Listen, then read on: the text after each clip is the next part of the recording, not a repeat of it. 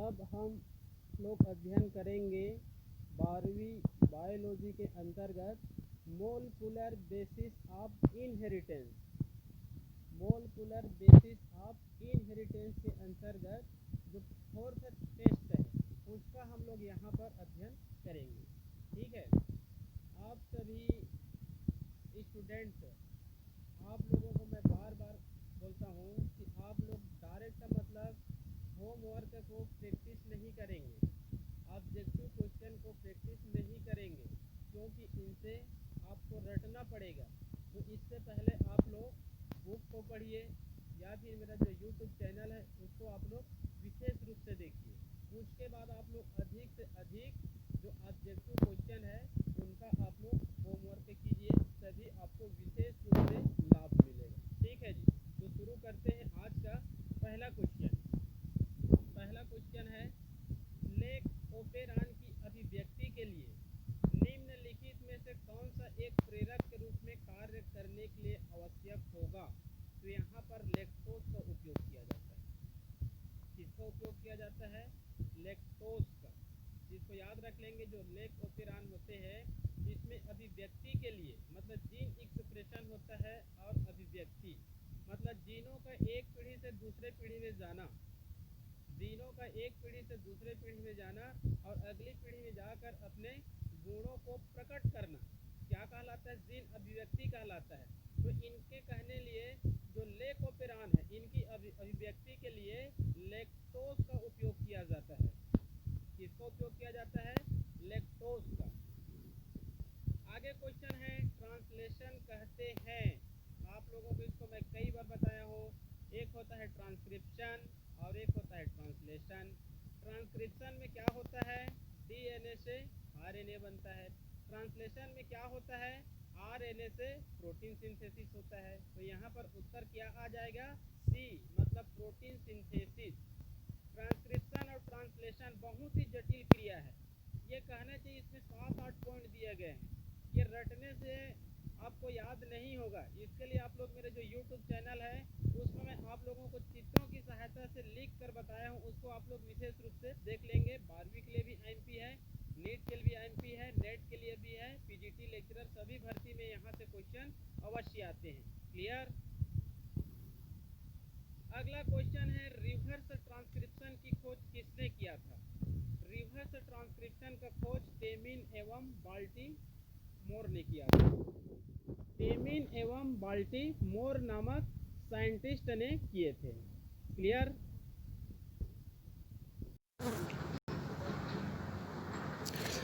Reverse transcription की खोज किसने किया था? तो रिवर्स ट्रांसक्रिप्शन का खोज किसने किया है?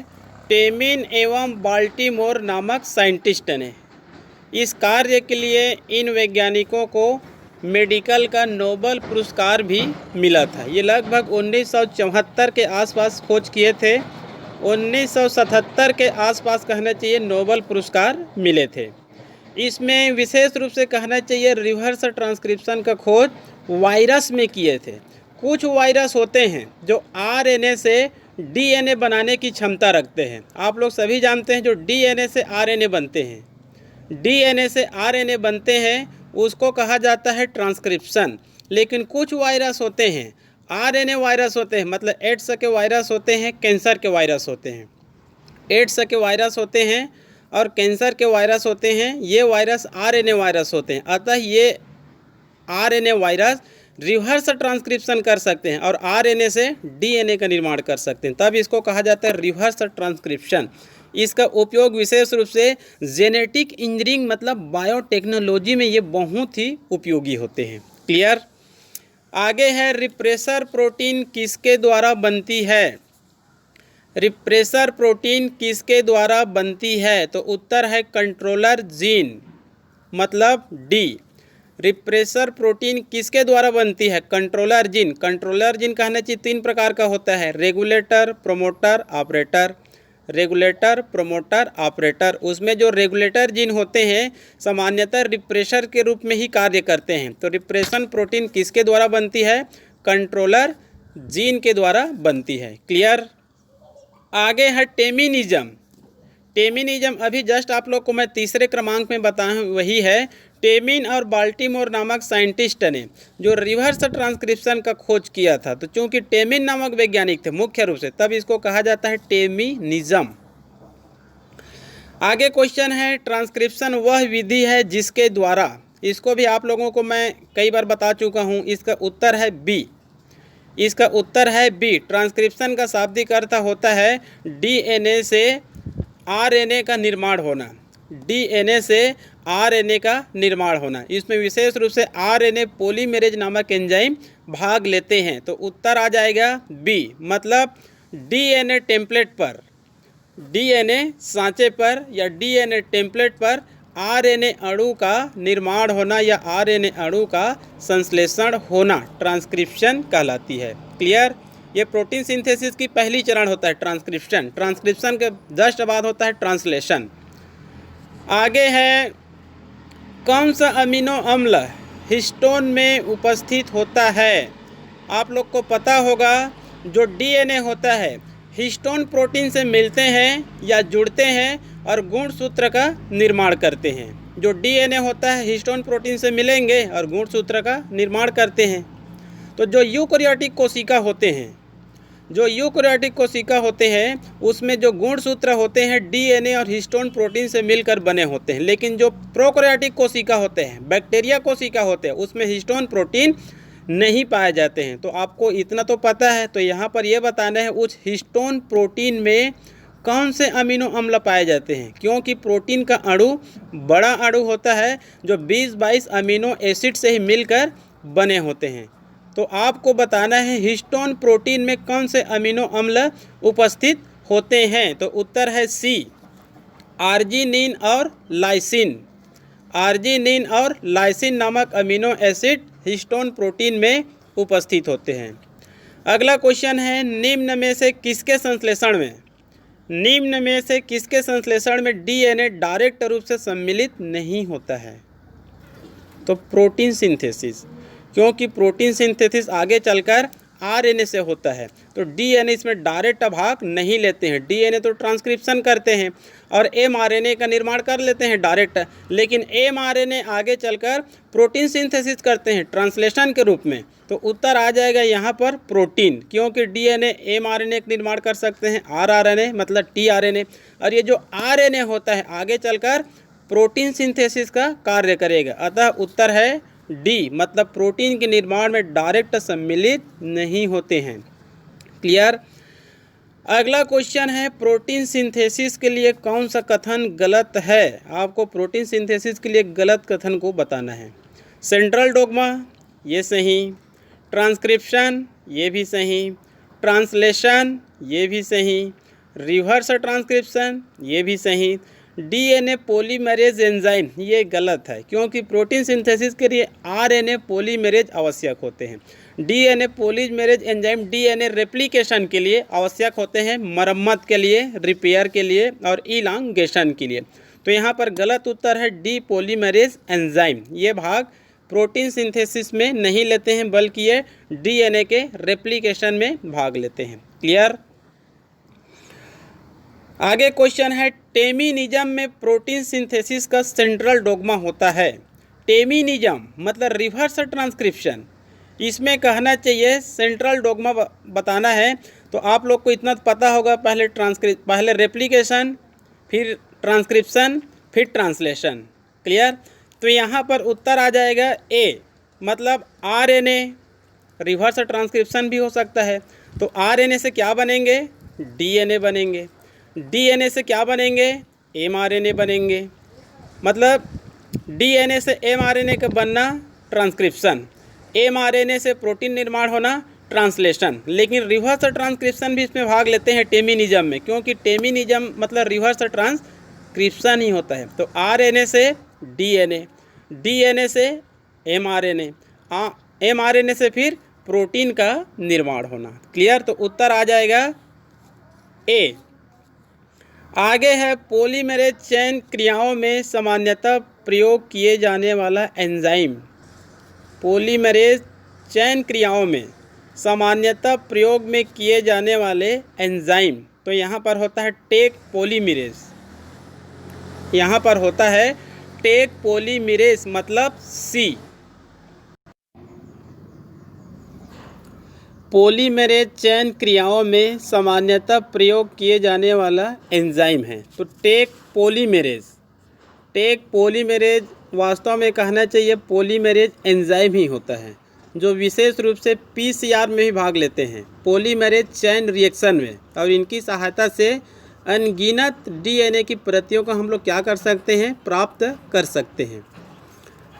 आगे क्वेश्चन है, एक जीन के कोडिंग रज्जु का क्रम यह है, इसके द्वारा अनुलेखित एमआरएनए का संबंधित क्रम क्या होगा। इसको आप लोग देख लेंगे, इसका उत्तर सी है। उत्तर क्या है, सी। इसको आप लोग विशेष रूप से याद रख लेंगे, ए का जोड़ी टी, जी का जोड़ी सी, ठीक है, टी का ए और सी का जी। जो नाइट्रोजन बेस होते हैं A T G C, C G T A. यदि कहना चाहिए आरएनए रहेगा तो ए की जोड़ी टी से नहीं बनाना है, आपको बनाना है यू से, क्योंकि यहाँ पर एमआरएनए का संबंधित क्रम बताना है। तो जहाँ जहाँ पर ए लिखा है वहाँ पर आपको टी नहीं लिखना है, ए के जगह में टी जोड़ी नहीं बनाना है, आपको बनाना है यू, और आपको उत्तर स्वतः मिल जाएगा 12C। आगे है डीएनए फिंगरप्रिंट किस तकनीक के द्वारा होती है, वह कहलाती है। तो यह है डीएनए फिंगरप्रिंट जिस तकनीक के द्वारा होती है वह कहलाती है साउथर्न टेस्ट, क्योंकि साउथर्न टेस्ट में ही कहना चाहिए डीएनए का टेस्ट होता है, नॉर्दर्न टेस्ट में आरएनए का टेस्ट होता है, वेस्टर्न टेस्ट में प्रोटीन का टेस्ट होता है, वेस्टर्न टेस्ट में प्रोटीन का टेस्ट होता है, और वो एड्स का कन्फर्मेशन टेस्ट होता है। साउथर्न टेस्ट मतलब डीएनए टेस्ट है, और नॉर्दर्न टेस्ट मतलब RNA test. Clear. DNA fingerprint का जनक कौन है, इसको एक साल 12वीं में ही पूछा गया था। डीएनए फिंगरप्रिंट का जनक कौन है, तो उत्तर है सी, एलेक्स जेफ्री। अगला क्वेश्चन है, ह्यूमन जीनोम प्रोजेक्ट किसके द्वारा खोजा गया था। ह्यूमन जीनोम प्रोजेक्ट किसके द्वारा खोजा गया था, तो ये है उत्तर फ्रांसिस कॉलिन मतलब ए। अगला क्वेश्चन है, ह्यूमन जीनोम प्रोजेक्ट का मुख्य उद्देश्य क्या है।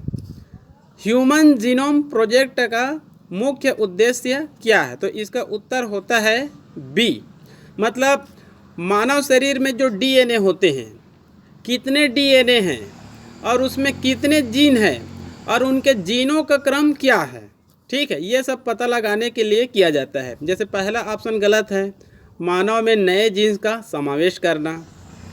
तीसरा भी गलत है, दो भिन्न मानव डीएनए की तुलना के लिए अच्छी तकनीक का विकसित करना। मानव डीएनए से रोगजनक जीन्स को हटाना, ये भी थोड़ा सा सही है, लेकिन आपको एक उत्तर बताना है। ह्यूमन जीनोम प्रोजेक्ट का अर्थ ये होता है, ह्यूमन जीनोम मतलब मानव में पाए जाने वाले जीनों की कुल संख्या। हमारे शरीर में पाए जाने वाले कुल जीनों को जीनोम कहा जाता है। तो कुल जीनोम का अध्ययन क्यों किया जाएगा, ह्यूमन जीनोम प्रोजेक्ट का अध्ययन क्यों किया जाएगा, मतलब मानव शरीर में जो डीएनए होते हैं उसमें कितने जीन होते हैं, उनके क्रम क्या होते हैं, रोगजनक जीन को बाहर निकालना, अच्छे जीन को प्रविष्ट कराना, ये भी हो सकते हैं, लेकिन एक उत्तर बताना है, तो उत्तर आ जाएगा बी। क्लियर। अगला क्वेश्चन है, ह्यूमन जीनोम प्रोजेक्ट कब प्रारंभ किया गया था, तो ये प्रारंभ किए गए थे अमेरिका में 1990 में, अमेरिका में 1990 में। गलत कथन पर विचार कीजिए। वेस्टर्न टेस्ट मतलब प्रोटीन टेस्ट सही, साउथर्न टेस्ट एड्स टेस्ट गलत, साउथर्न टेस्ट अर्थात डीएनए टेस्ट सही, नॉर्दर्न टेस्ट अर्थात आरएनए टेस्ट सही। तो यहाँ पर गलत कथन पर विचार कीजिए, तो उत्तर आ जाएगा बी, क्योंकि जो साउथर्न टेस्ट होता है ये वास्तव में डीएनए टेस्ट होता है, एड्स टेस्ट तो वेस्टर्न टेस्ट होता है। क्लियर। तो उत्तर क्या है यहाँ पर बी। आगे क्वेश्चन है, कॉनबर्ग और ओकावा ये दोनों प्रसिद्ध बायोलॉजी के वैज्ञानिक हैं। कॉनबर्ग और ओकावा को किस कार्य के लिए नोबेल पुरस्कार मिला था, तो इनको कहना चाहिए डी आ जाएगा, डीएनए या आरएनए का कृत्रिम संश्लेषण किए थे। एक बार और ऑब्जेक्टिव में आप लोग को बताया था मैं, ओकावा को किस कार्य के लिए नोबेल पुरस्कार मिला था? तो वहाँ पर उत्तर था आरएनए का कृत्रिम संश्लेषण। ठीक है, तो डीएनए या आरएनए दोनों में ज़्यादा अंतर नहीं है। ठीक है जी, लेकिन डीएनए आनुवांशिक पदार्थ होता है, आरएनए मूलतः आनुवांशिक पदार्थ नहीं होता है, केवल प्लांट वायरस में ही आनुवांशिक पदार्थ होते हैं। तो ओकावा के साथ में एक और वैज्ञानिक थे कॉनबर्ग, ये भी बहुत ही प्रसिद्ध बायोलॉजिस्ट हैं। इन दोनों ने डीएनए या आरएनए का कृत्रिम संश्लेषण किए थे और नोबेल पुरस्कार प्राप्त किए थे। जबकि डॉक्टर हरगोविंद सिंह खुराना हैं, एनआरआई भारतीय वैज्ञानिक है, उन्होंने जीन का कृत्रिम संश्लेषण किए थे जिसके लिए उनको नोबेल पुरस्कार मिला था। आगे है डीएनए पॉलीमेरेज या टेक पॉलीमेरेज का उपयोग करके इच्छित जीन का विस्तार किया जा सकता है। आप लोग कहना चाहिए बायोटेक्नोलॉजी एंड इट्स एप्लीकेशन में पढ़े होंगे, जो टेक पॉलीमेरेज एंजाइम होता है वो डीएनए पॉलीमेरेज एंजाइम ही होता है। मतलब जो डीएनए पॉलीमेरेज 1, 2, 3 जिसका खोज कॉनबर्ग नामक साइंटिस्ट ने खोज किए थे, उसी को टेक पॉलीमेरेज एंजाइम भी कहा जाता है। क्लियर? इनका प्रयोग होता है पीसीआर, पॉलीमेरेज चेन रिएक्शन। आजकल ये पीसीआर शब्द बहुत प्रचलित में है, क्योंकि जो कोरोना टेस्ट होता है उसमें पीसीआर टेस्ट को ही कन्फर्मेशन टेस्ट माना जाता है। क्लियर? और पीसीआर की सहायता से इसका उपयोग कहना चाहिए डीएनए फिंगरप्रिंटिंग में भी होता है पीसीआर का उपयोग। पीसीआर की सहायता से, पॉलीमेरेज चेन रिएक्शन की सहायता से हम लोग अनगिनत डीएनए की अणु प्राप्त कर सकते हैं। तो एक उत्तर में होता है लगभग 1.0 विलियन बार, मिलियन नहीं विलियन, 1.0 विलियन बार डीएनए या फिर जीन की अणु हम लोग प्राप्त कर सकते हैं। मतलब उत्तर है सी, उत्तर है सी। अगला क्वेश्चन है डीएनए फिंगरप्रिंट मेथड बहुत ही उपयोगी है किसी एक को छोड़कर। तो आपको यहाँ पर बताना है डीएनए फिंगरप्रिंट मेथड एक बहुत ही उपयोगी है केवल एक को छोड़कर। डीएनए का टेस्ट करना ये भी सही, फॉरेंसिक स्टडी के लिए ये भी सही, बहुस्वरूपता ये भी सही, पितृत्व के जो मुद्दे होते हैं उसको सुलझाने में ये भी सही, प्रोटीन की पहचान के लिए यही गलत है, अपराधियों को वैज्ञानिक तरीके से पकड़ना ये भी सही। जो डीएनए फिंगरप्रिंटिंग होते हैं मुख्य रूप से 2-3 विधि इसमें सम्मिलित होते हैं। एक होते हैं डीएनए का टेस्ट करना, फॉरेंसिक स्टडी करना, पितृत्व के जो मुद्दे होते हैं उसको सुलझाने के लिए, और अपराधी को वैज्ञानिक तरीके से पकड़ने के लिए। ठीक है जी, डीएनए फिंगरप्रिंट इसका मैं कहना चाहिए अपने यूट्यूब में विस्तार से समझाया हूँ, इसको आप लोग विशेष रूप से देख लेंगे। तो यहाँ पर उत्तर क्या आ जाएगा? प्रोटीन की पहचान के लिए इस मेथड का उपयोग नहीं किया जाता है, मतलब ई। आगे है जीवाणु में जीन का नियमन ओपेरन मॉडल प्रस्तुत किया था। मतलब जीवाणु में जो जीन की क्रिया होती है, देखिए जीन की क्रिया कैसे होती है, जीन का क्रिया का नियमन कैसे होता है, ये भी आज तक कहना चाहिए पूरी 100% से ज्ञात नहीं है। लेकिन समय समय पर विभिन्न वैज्ञानिकों ने जीन की क्रिया का नियमन कैसे होता है, जीन की क्रिया का नियमन कैसे होता है उसके लिए कहना चाहिए जीवाणु में अध्ययन किए। तो किसने अध्ययन किए थे? जेकब और मोनेड। जेकब और मोनेड नामक वैज्ञानिक ने ई कोलाई नामक बैक्टीरिया में जीन की क्रिया का अध्ययन किया, और अध्ययन करने के बाद ये बताए कि इस जीन में या जीन की क्रिया का नियमन इस प्रकार से होता है, और उसी को उन्होंने ओपेरॉन मॉडल प्रस्तुत किया। और ये ओपेरॉन मॉडल को आगे चलकर 2 प्रकारों में बांट दिया गया, एक होता है कंट्रोलर जीन और एक होता है स्ट्रक्चरल जीन। क्लियर? तो उत्तर आ जाएगा ए, मतलब जेकब एंड मोनेड। ठीक है जी, ये रिप्रेशर के माध्यम से ही कहना चाहिए नियमन करते हैं। एक होता है इनहिबिटर और एक होता है रिप्रेशर।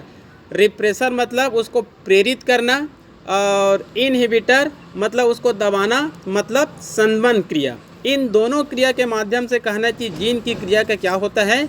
नियमन होता है। क्लियर? एक जीन एक एंजाइम सिद्धांत किसने दिया था? ये बहुत ही पॉपुलर सिद्धांत है। एक जीन एक एंजाइम सिद्धांत किसने दिया था? यह सिद्धांत यह कहता है कि एक जीन एक प्रोटीन का निर्माण कर सकता है। एंजाइम मतलब प्रोटीन है, एंजाइम मतलब क्या है? यहाँ पर प्रोटीन है। एक जीन एक एंजाइम का निर्माण कर सकता है। इसको आप लोग विशेष रूप से कहना चाहिए जेनेटिक कोड के अंतर्गत मेरे जो यूट्यूब चैनल है उसमें आप लोग देख लेंगे। ठीक है जी। एक जीन एक एंजाइम का सिद्धांत मतलब एक जीन एक एंजाइम, एंजाइम मतलब प्रोटीन, तो एक जीन एक प्रोटीन का निर्माण कर सकता है। तो इसका सही उत्तर क्या है? किस वैज्ञानिक ने इस सिद्धांत को दिए थे?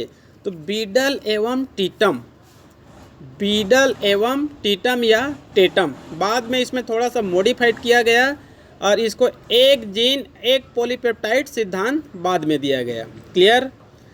आगे है, किसकी सबसे अधिक प्रजाति है? आम, धान, गेहूं, सभी। तो यहाँ पर आप लोग याद रखेंगे सबसे अधिक प्रजाति पाई जाती है धान की। अपने छत्तीसगढ़ में ही कहना चाहिए, छत्तीसगढ़ को धान का कटोरा भी कहा जाता है। रायपुर मतलब जो इंदिरा गांधी कृषि विश्वविद्यालय है वहीं पर ही छत्तीसगढ़ में ही 40,000 जीन की प्रजातियां मौजूद है केवल छत्तीसगढ़ में। तो सबसे अधिक प्रजातियां पाई जाती है धान की। यदि ऑप्शन में धान नहीं है, मान लो धान के जगह में कहना चाहिए मक्का, ज्वार, बाजरा या फिर अन्य प्रजाति के नाम या अन्य पौधे का नाम लिख दिया जाता है, तब आप लोग धान के बाद ऑप्शन में रखेंगे आम, क्योंकि आम की भी बहुत प्रजाति पाई जाती है। आप लोग देखेंगे किसी गांव में, आप लोग देखेंगे किसी गांव में यदि 200 आम के पौधे हैं तो उनकी 200 प्रजाति पाई जाती है, क्योंकि कोई भी दो आम का पौधा देखेंगे, दोनों के जो आम होते हैं उनके फल में कहना चाहिए जो मिठास होती है उसमें क्या पाई जाती है? डिफरेंस पाई जाती है। क्लियर? लास्ट क्वेश्चन है, ट्रांसलेशन में सबसे पहले क्या होता है? आप लोगों को पता होगा ट्रांसक्रिप्शन में डीएनए से एमआरएनए बनती है, डीएनए से एमआरएनए बनती है और एमआरएनए में क्या होती है? ट्रांसलेशन की क्रिया होती है और ट्रांसलेशन के अंत में प्रोटीन का निर्माण होगा, मतलब अमीनो एसिड का निर्माण होगा। तो आपको यहाँ पर बताना है ट्रांसलेशन की क्रिया में शुरुआत में क्या होती है। तो यहाँ पर उत्तर है C, activation of amino acid. Amino acid active एक्टिव होना या फिर सक्रिय होना। ठीक है, जो ट्रांसक्रिप्शन होता है, जो ट्रांसलेशन होता है, दोनों में ही कहना चाहिए एक्टिवेशन से प्रारंभ होती है। तो इसमें होती है activation of amino acid, amino acid का सक्रिय होना या फिर सक्रियकरण होना। क्लियर? तो ये कहना चाहिए आप लोगों का ये जो मोलकुलर बेसिस ऑफ इनहेरिटेंस है, मोलकुलर बेसिस ऑफ इनहेरिटेंस, इसके अंतर्गत में जो 4 टेस्ट लिया था, ये 4 टेस्ट लगभग समाप्त हो गया। यदि आप लोग 4 टेस्ट को यदि आप लोग ध्यानपूर्वक अध्ययन करेंगे तो आप लोगों को विशेष रूप से कहना चाहिए लाभ होगा। इसके बाद अगला चैप्टर है human health and disease, human health and disease, मानव स्वास्थ्य एवं रोग। इस चैप्टर के अंतर्गत मेरे यूट्यूब चैनल में 21 वीडियो है। ये बहुत ही महत्वपूर्ण है हमारे शरीर के लिए। ठीक है जी, क्योंकि बायोलॉजी के संबंध किससे होता है? रोग से होता है। रोग का संबंध किससे होता है? मेडिकल से होता है। तो ये चैप्टर जो आगे आने वाला चैप्टर है जिसको हम लोग वीडियो बनाएंगे वो बहुत ही महत्वपूर्ण चैप्टर है। वैसे तो बायोलॉजी का प्रत्येक चैप्टर बहुत महत्वपूर्ण है, क्योंकि आप जब नीट जैसे एग्ज़ाम दिलाएंगे, लेक्चरर बनेंगे, असिस्टेंट प्रोफेसर बनेंगे, केंद्रीय विद्यालय, नवोदय विद्यालय में आप पीजीटी का एग्ज़ाम दिलाएंगे, तो ये पूरी सिलेबस रहेगा और क्वेश्चन कहाँ से आते हैं ये क्लियर नहीं होते हैं, लेकिन इतना तो क्लियर होते हैं कि क्वेश्चन ऑब्जेक्टिव ही रहेंगे। अतः आप कहना चाहिए थ्योरी के साथ साथ अधिक से अधिक ऑब्जेक्टिव क्वेश्चन का अध्ययन कीजिए। आप लोगों को आज नहीं तो कल अवश्य लाभ मिलेगा। ठीक है जी, तो आज के लिए केवल इतना ही, कल पुनः मिलेंगे, तब तक के लिए ओके।